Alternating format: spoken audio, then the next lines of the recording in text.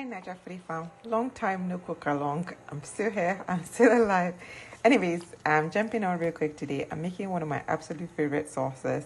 I call it wet turkey stew. It's so simple. It's just one pot. So in here I have turkey pieces, which actually I'm using like the wings, which I cut up, and then I marinated it in some spices. So ginger, garlic, smoked paprika, seasoning cubes, salt, and I think a little bit of thyme. And then it's just gonna go straight into the pot. I'll show you guys the rest of the process. So into the pot it goes, and I am going to cover this and let it steam for about 10 minutes. So here we are, and I typically don't add any water, but since you're not adding any water, make sure that you have this on about medium low heat just so it doesn't burn. Now I'm going to go in with things.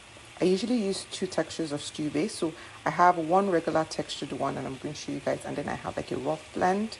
Yeah, so again you can kind of see this is not completely cooked through. That's because this is a one pot stew, so it kind of like continue to cook as I layer in stuff. So in here I have a rough blend. Like I said, I use two different textures. You okay? So in here I just have like rough blended onion, and then I have habanero and shepherd pepper in here, and then I have the rest stew base, which is going to add to the sauciness. So texture sauce is kind of what I go for when I make this.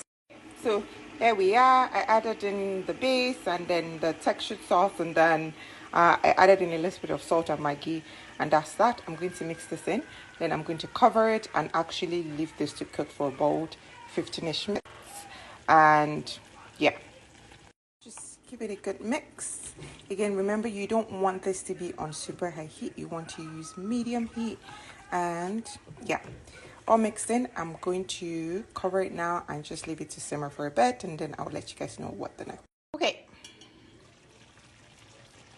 so here we are. It's all done. As you can kind of see, there's like a little bit of oil on it, and that's just from the turkey itself.